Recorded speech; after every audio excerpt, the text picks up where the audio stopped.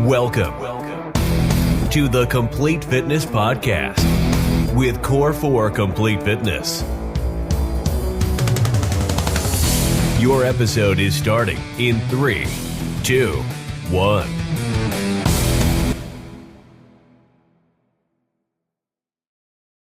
That's the time of season. God, it's such a nightmare. Ants, pincher bugs. There's ticks in our yard. Our pets' heads are falling off. Our pets' heads are falling off. Welcome, everybody.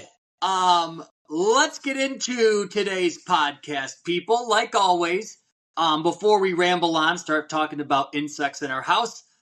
If you could please subscribe to this podcast, whether you're watching it on YouTube or listening to us on any platform, whether it's iTunes, Spotify, Audible, all that stuff, and probably everything in between. There's a little subscribe button. If you could press it, you'll get notified right away every time we drop a new episode, and it'll help us keep boosting up the charts so we can keep cranking these out for you guys.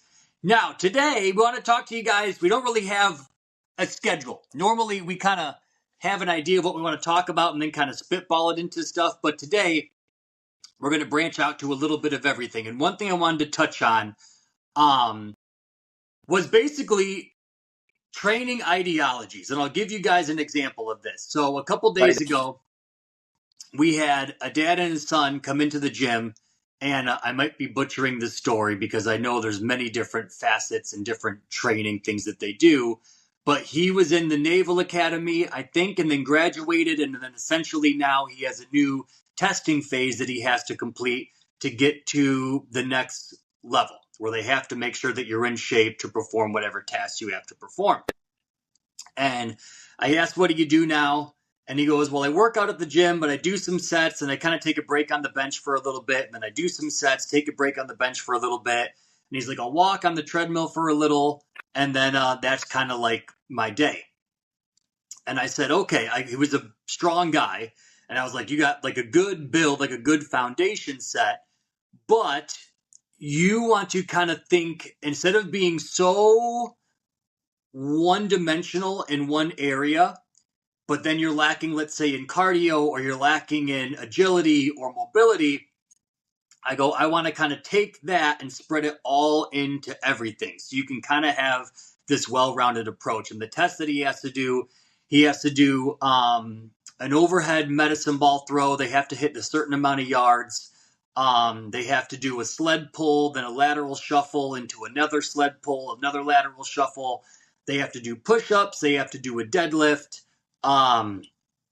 Trying to think what else. And then they have to complete a 2-minute or a 2-mile run after that to hit a certain amount of time. Man. And they go, you have to remember that when you're training, when you're doing something fresh and you're taking breaks, that's one thing, because you let your heart rate kind of digress and then you go back into it, let your heart rate digress. But it's a whole different world when you're trying to perform tasks or movements and your heart rate is elevated. When you're already tired or a little bit gassed, it is a lot harder. So I go training and going kind of into this different realm than you're used to.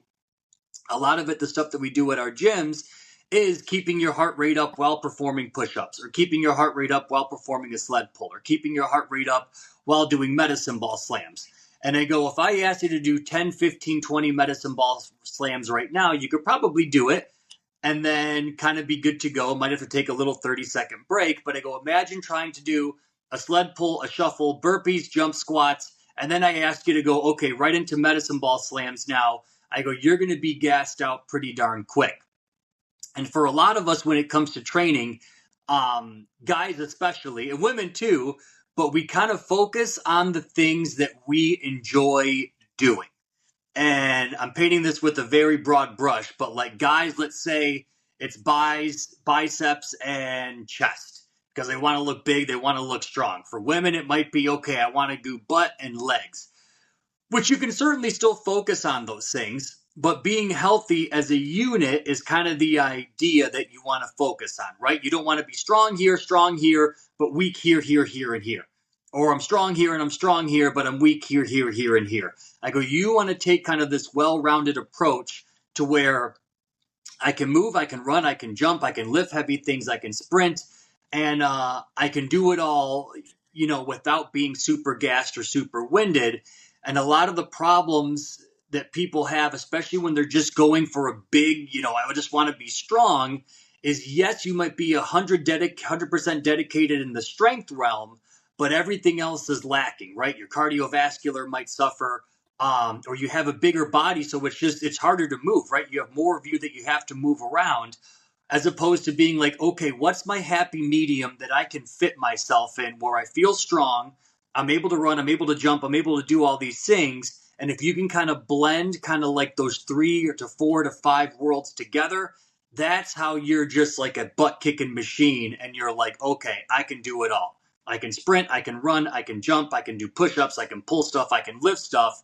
And I'm not completely gassed out when I kind of get to whatever my weak point is. So we're starting on Thursday, so it'll be fun to coach him. It sounds fun. I want to do that test that he has to do. Mm-hmm. Sounded fun. That would be a fun workout to do for time, see how fast I could do it, and watch how many people are way faster than me. But it would still be fun.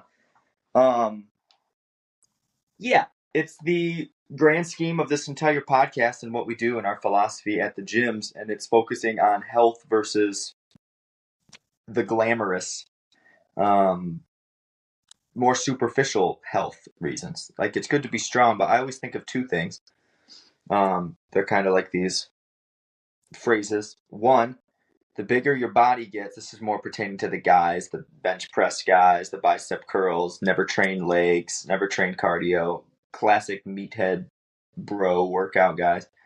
The bigger your body gets, the stronger your heart needs to be. So you got to train cardio. You can't just neglect it, because that leads into the second phrase I always say is, it doesn't matter how big and beautiful your biceps are if your heart sucks. And that's true, because what happens if you're 40 years old, but you love the way you look, but then all of a sudden your heart can't keep up with what's going on or whatever, and you have health issues, because the heart is ultimately a muscle, right? It's working. And as you train it and train it to be elevated and to be sustained elevated, it strengthens it. So those are always the two things that pop in my mind. There's always a day or two throughout the week when I just don't got it to ramp it up. So I might do more of a bro style workout where I really, focus on shoulders and chest and buys and tries. And I limit it to 1 day a week, because that's literally those are my mantras. Those are the two things that pop into my head. I go, well, what's the end goal? Yes, you want to look good. Yes, you want to feel good. You want to feel confident, and we can do both of those things, but we can also get those areas looking really good by doing something more functional that's going to translate into being healthy. And so I think it's important. That's a very good, approach. And it kind of forces you to remind yourself that the end goal we all have is to be in our late years and to still be independent. And if you spend the whole time doing bicep curls, you're going to have great looking arms, but it's not going to help you be a functional human when you're, at those late years of life. So it's also, and here I go ranting again, it's also easier to sustain when you focus on that overall health, because some days you just go for a 3-mile walk because it's just moving your body. Some days you're really just honed in on nutrition because you're just, you had a weekend where you were drinking or whatever, and now you're just getting back in. And it kind of enables you to focus on a healthy lifestyle more so than going, got to get big, got to get big, got to get big. You get burnt out every day. Yeah. You're going, eat, lift. That it becomes too much the same thing over and over and over, and burnout happens. And I imagine it's the same thing with anybody, like runners. All they do is run. They don't lift weights. They don't do anything. I'm sure they get the burnout of, man, I just don't want to run today. And so I don't know. I found in the day-to-day average civilian goal of being healthy and being healthy for a long time, it's important to broaden that horizon too. Yes, I can have these. They're kind of like side quests in the video game era. Like, the main objective is be a healthy 90-year-old. You can do all of these side quests. You can be very good at running at one time in your life. You can deadlift a house at one time in your life. You can have great looking shoulders and biceps for most of your life. You can do it all, but if you don't do the end goal, you can't win the game. You still lose. I agree. That's kind of what I told him. I was like, start off.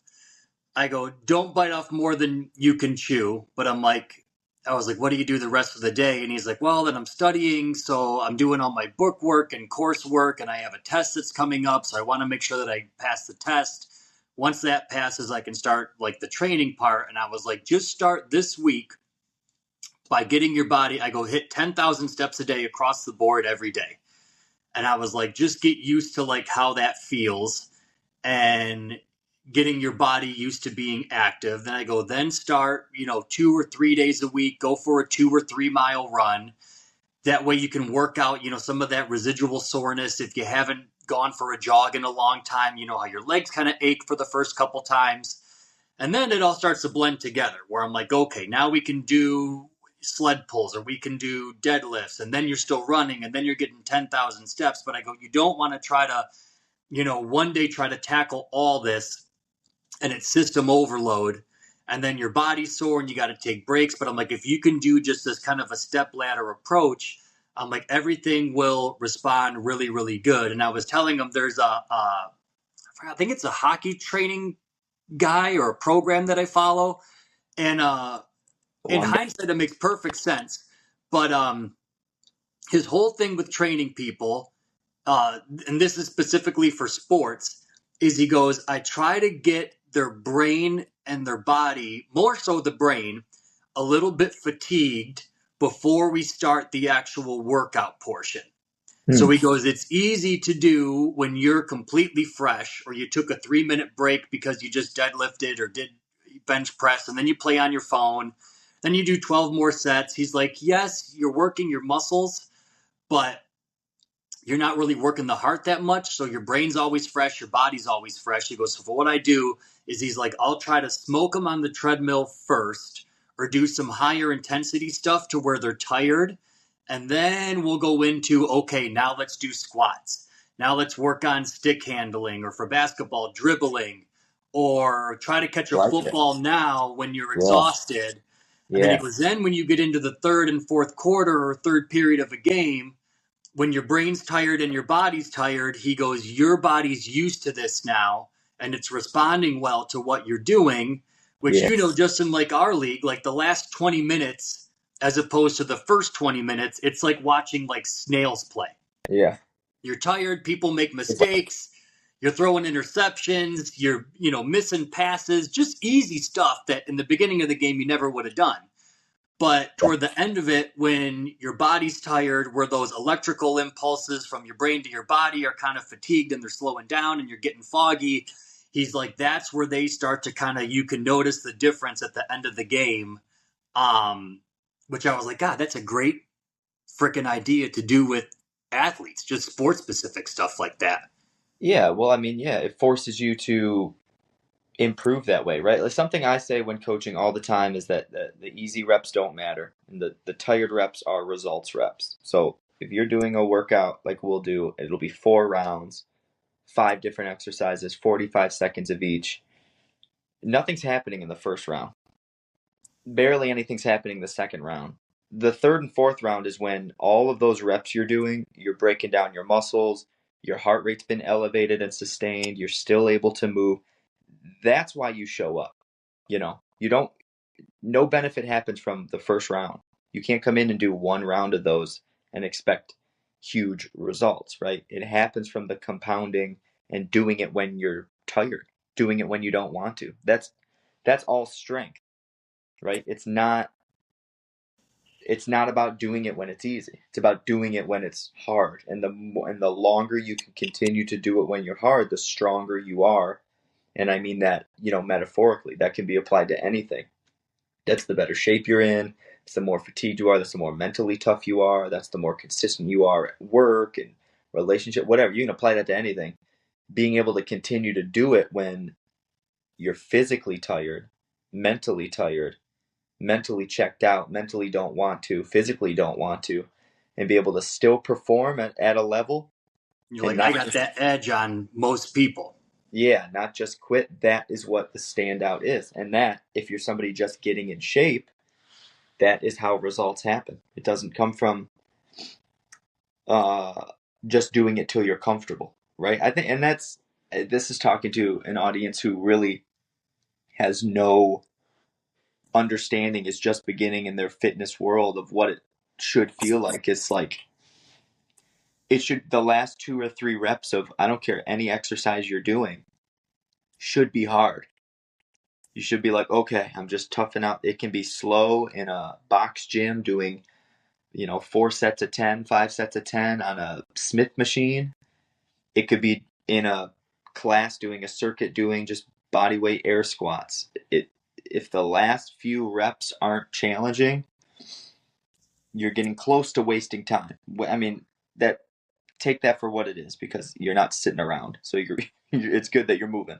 But if you're trying to see improvements and have muscle breakdown and get stronger and increase, your cardiovascular health and your physical health and lose weight, it doesn't come from the easy reps. It comes from doing it when it's challenging. And it's kind of the same thing as doing the things you don't want to do. Like, I hate wall sits. I hate them. I've always hated them. It's just like, I'm not good with that. Stagnant. I'm not Just good. I'll do back turn your brain squats. off. I'll do Don't jump think about how squats. bad it sucks. Right. I'll do thrusters. I'll do some crawls. I'll do a bunch of stuff that really burns up your quads the same way. But the static just wall sit has always just been my arch nemesis. So I got to do them. That doesn't mean I just, there's no place for me. I don't like them, so I don't do them. It's like, if I want the benefits that a wall sit gives me, which is a lot, I need to continue to do them. Muhammad Ali had a famous quote where they asked him, like when he was kicking everybody's ass, they asked about his training and stuff, and he was like strong as hell, like yoked, and they said like when like you have like washboard abs, they were like, how many sit-ups a day do you do? And he was like, I don't know. And they were like, what do you mean you don't know? He's like, I don't count my sit-ups until it starts to hurt. So he's Yeah. like, I'll do as many sit-ups as it takes until I can feel that fatigue. He goes, then I start counting. Yeah. So he's like, some days it might be 75, some days it might be 100, some it's 150. But until I get that, oh my God, this is feeling uncomfortable, he goes, then I start counting the reps and go 1, Yeah. 2. And he's like, I might only make it up to 50. But he goes, if I sat there every time and did, okay, I got my 100 in just for the sake of doing 100, but I didn't really feel it that much, or 50 or 20 or whatever it is. He's like, I was just kind of going through the motions. So he's like, I wear him down and I'll do reps until I start to feel it. And he goes, then I start the counting and I try to hit, whatever that number is. But he's like, if you ask me what number I hit every day or every other day for sit-ups, he's like, I couldn't tell you. It probably might be 200 one day. It might be 150 the next day. It might be 300 the next day. But I don't count any of it until I start to get to, like how you said, that third round, or that when that soreness or that little bit of Yeah. uncomfortability starts to Well, kick in. any good trainer, personal trainer, group trainer, coach, athletic any good trainer knows that and preaches that and does that. So, if you've ever, like, the old classic thing was 3 sets of 12. Remember that? That was a very, very common personal trainer. You're going to come in, oh, we're working arms. Okay, we got 3 sets of 12 bicep curls, 3 sets of 12 hammer curls, 3 sets of 12 tricep extensions. The only reason that works is because it's the same muscle group over, right? Like, hammer curls and bicep curls, you're working your biceps. So you're really doing 6 rounds. I think it gets lost on a lot of people after they're not getting personal trained, or they're not athletes anymore, so they're not being coached by somebody who's teaching and forcing them to continue to move. That gets lost. So you go and you do as many as you feel like, and you think it's the same thing. And then all of a sudden you go, I've been going to this gym for a year and I'm seeing no results. And then it's like, but that, I hope anybody who's I certainly know we do it at our gyms. Anybody who is paying somebody or has a coach, I hope the emphasis on pushing that comfort zone a little bit. And it's, it's not redlining every single day like we've talked about at length in this podcast. It's not going so hard that you're throwing up. It's not going so hard that you're passing out. But it's feeling fatigue and that feeling of accomplishment when you're done, that is so crucial to the physical changes. And then, if we wanted to get into it, all of the mental benefits from completing a workout. Again, it doesn't come from doing the easy reps, like you wake up and you brush your teeth and you go out the door and you go to work. If you never do that, that feels good. You go, wow, I've accomplished something already. If you do it every single day, that's nothing. You go, this is just how I've I paid had to do it. That's my baseline on how I just operate. I still haven't accomplished anything today, so I have not moved the needle, so I have no type of reward system happening. I haven't been productive yet. Yeah, I kind of like how you said with the rep thing.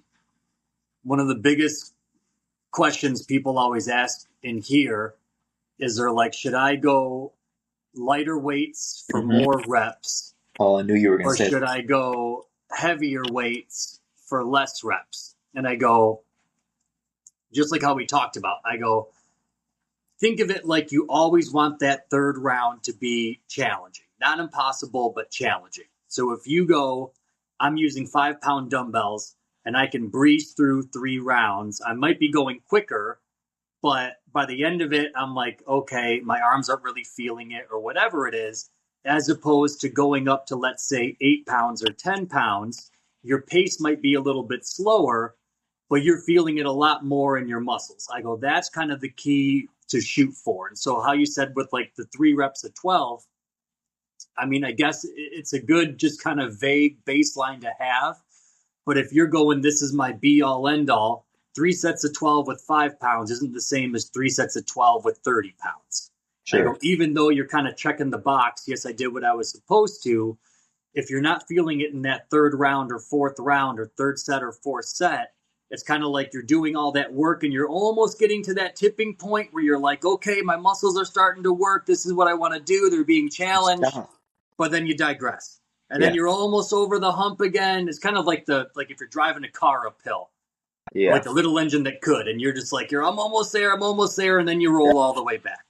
Yeah. So you want to avoid that. You want to go, okay, I'm challenging them. Even if it means that you have to do less reps, that's okay. Because eventually you'll get in 7 reps and 8 reps and 9 reps. And then eventually you'll get to 12 again. And you're like, 8 pounds. I can breeze through this now. Let's bump it up to 10 or let's bump it up to 12. And you'll kind of keep climbing that ladder. So you always have to kind of climb up, drop back a little, climb up, drop back a little, climb up, drop back a little, knowing that you're doing it to make yourself stronger in the long run. Yeah, you have to be on. It's almost a skill you have to learn.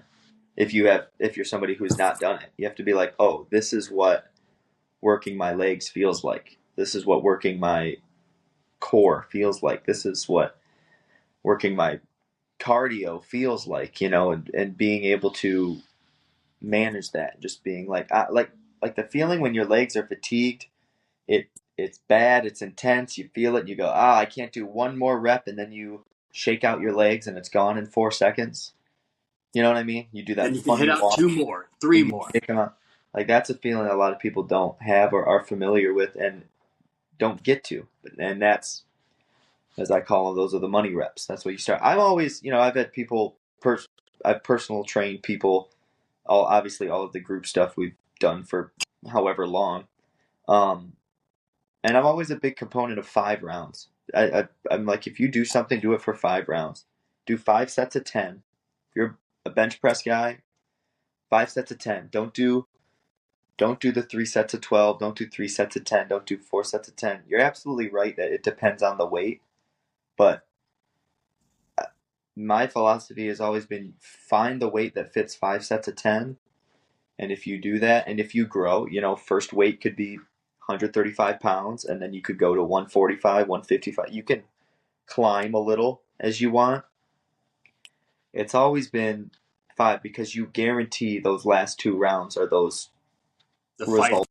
results reps happening, right? You guarantee it, because if the first couple rounds are warm-up rounds and you're only doing 3, then like you said, you're getting one little push into that progress. But if you just did 4, 5, it's so much better, so much growth that happened in that one day, in that one instant. So, I mean, that's personally always, you did a lot of personal training. I don't know if you did, like, what your thoughts or styles were, and if you've grown and changed, and or if it's exactly what you've always done. But for me, I've always been a 5-round guy. I kind of did like almost what we do at our gyms. So like people were like, I want to lose weight, I want to get in shape, I want to get stronger, I want to trim up. Um, so I was like, okay, well, to do this, you can't just do spot treatment to the places you don't like. I'm like, everything has to work kind of synergistically. I go, your legs are the biggest calorie eaters in your body. So if we neglect your legs, everything else is going to take 10 times as long. So not that you have to train legs every single day, but I'm like, one day a week, we can focus on legs. One day a week, we can do like, kind of more like full body metabolic training. And then if you want to work a little bit on arms one day or biceps or triceps, we kind of blend that all in together. But, occasionally we have like, you get the one-offs where he's like a lineman in high school that wants to get strong as hell so we can push people around. Where I'm like, in that case, we're just going to do, here's your target. You don't want to lose weight. You just want to be strong as an ox for sports. So you would have those where you go, okay, let's just load up the bar, see what you can handle, explosive movements. But I mean, a lot of that still, you don't realize that it's still full body stuff. You're driving from the hips to help out your shoulders. Or, you have to have your butt and your hammies be strong and able to like push somebody and drive them backwards. It's not just like 100% here. So just telling somebody, okay, get under the bench and we got to do this, this, and this. You can still be strong with your upper body, but I think people fail to realize sometimes just the mechanics of everything and how much you need your whole body to work synergistically. And that's where a lot of people get injured, is they'll be strong in some place, weak in another, strong in some place, weak in another. Then those weak spots get exposed, and it's not able to kind of keep up with the pace that the strong parts are. Then you'll see injuries happen and things like that. But did you watch Receiver yet, by the way? Oh, yeah. Did you see when Justin Jefferson got hurt? Yeah. The And hamstring. he said kind of his thing was like his hammies were underdeveloped, I want to say. Or he had to get his hamstring stronger. He's like, I was doing squats, I was jumping, I was doing X, Y, and Z, but my hammies weren't like caught up to where my legs were. And he went to plant his foot. Essentially, he just slipped. But he's like, if I had some strength there, it would have been able to kind of absorb that slippage and I would have been able to go. So like it showed a little bit of his rehab. Yeah. And it was all just working on like the backside of your leg. Let's get your hamstring strong so everything's kind of even keeled together. But it was interesting. And that's what I think a lot of people kind of fail to realize when they just want like the spot treatment approach. Yeah, you just I want just to want look this, I just want that. And I'm like, it all has to work together. If you want to do some extra stuff, hit some abs after a workout or do whatever you want to do because you want your legs to look good, that's fine. But you still got to focus on the well-rounded approach in one way or another. Yeah, that gets back to how we started the whole entire podcast, is knowing the whole purpose of what we're doing. It is for health in general, and you can do the fun. It's not for how you look. It's not about looking healthy. It's about being healthy. Yeah. It's easy to neglect. It's easy to stop early, and then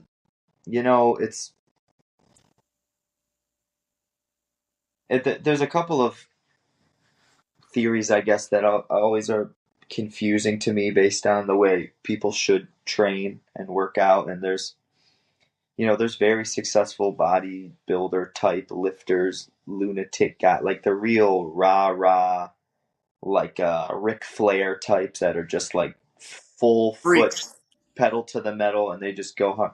And they're like, no rest days, no rest. There's people that it's just such a convoluted thing. That's always what I try to explain, and it takes small baby steps for anybody who's just starting. It's not going to be perfect, and it's not going to, you're not every day's not going to feel good.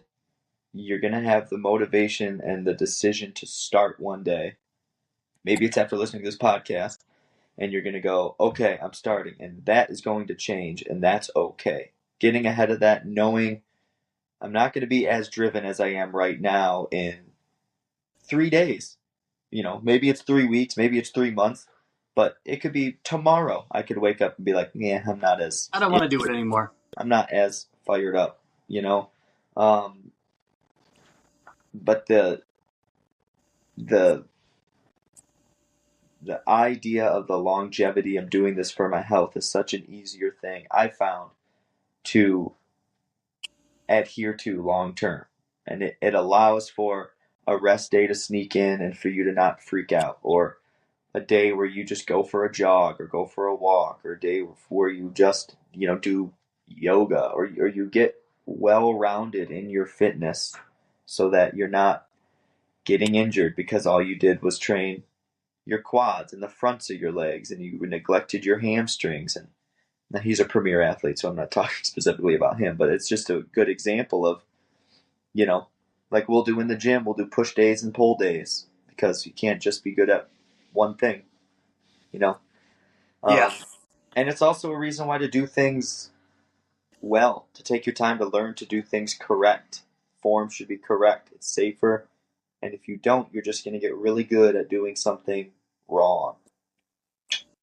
That's always a big thing I try to preach to people too, is the difference between motivation and dedication. Is I'm like, motivation, you never know when it's going to strike. It happens and you might feel good, but then one day it's completely gone. But I'm like, the dedication is the thing that when motivation goes away on those days, you keep on pushing through and going. And you're like, okay, I'm dedicated to being healthy. Even though I might not be motivated right now to do X, Y, and Z, you're like, I'm still going to go for a walk today. I'm still going to go for a jog. I'm still going to eat something healthy. I'm going to get out. You got to get out, got to go do something because I know the dedication is going to carry me through. And then you'll get a motivation spike again. And you're like, okay, this is rocking and rolling today. Great week, great. And then you're like, okay, motivation went down. Maybe I had a crazy day at work. Maybe, kid stuff is driving me crazy. Motivation went away again, but now I got dedication, kind of like the underlying thing. It's like jet fuel compared to like diesel fuel, where you get a big burst, but it burns up really quick. But then you have like the slow and steady to kind of push you along. Yeah. Yeah, I think it's spending time on getting just slowing down to think about all of that, the mindset stuff, I think can be beneficial for those who are sick and tired of the constant restarting process. Restarting.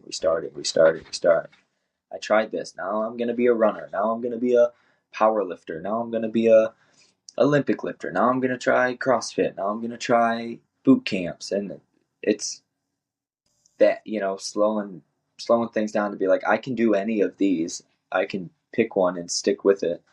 The only thing that is consistent is I'm not doing any of these long term. And I'm not, and to just be able to bite the bullet and go, I might not see any results for a while. But the truth is you feel results almost right away. And depending on how long you've been away and how good of a workout it is and how far into that challenge you got to get into, you might walk out of the gym for your first day sore, tired, but having a feeling you haven't felt in years. Be like, oh my God, that is an accomplishment. And if you can remember that, that can sometimes be a motivating factor to just come back the next day. Even when you're tired, even when you know it's hard, you can go, damn, that's a really good feeling.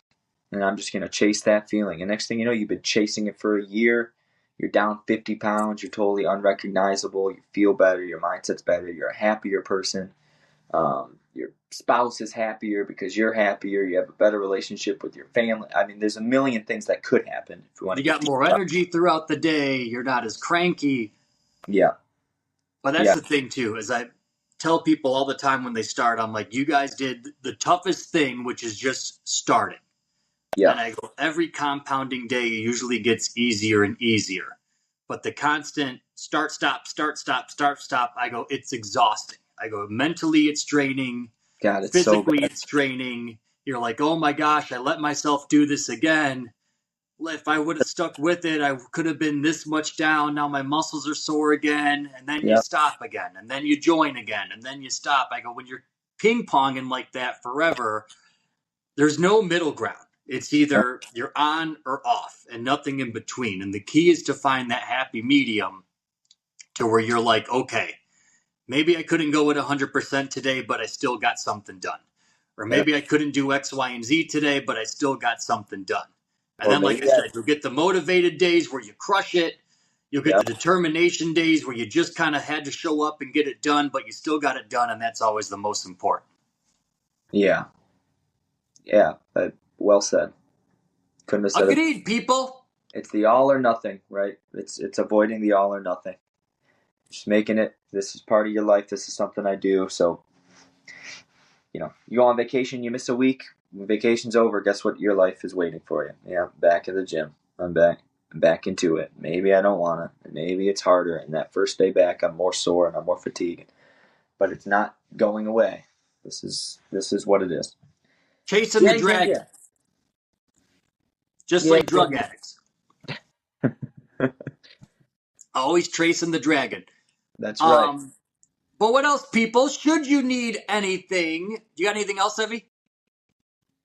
I don't think so. Like always, I have a bunch of stuff at the beginning that I want to comment on, and then it all immediately vanishes when I see you on this camera. So, good thing we'll make another one next week.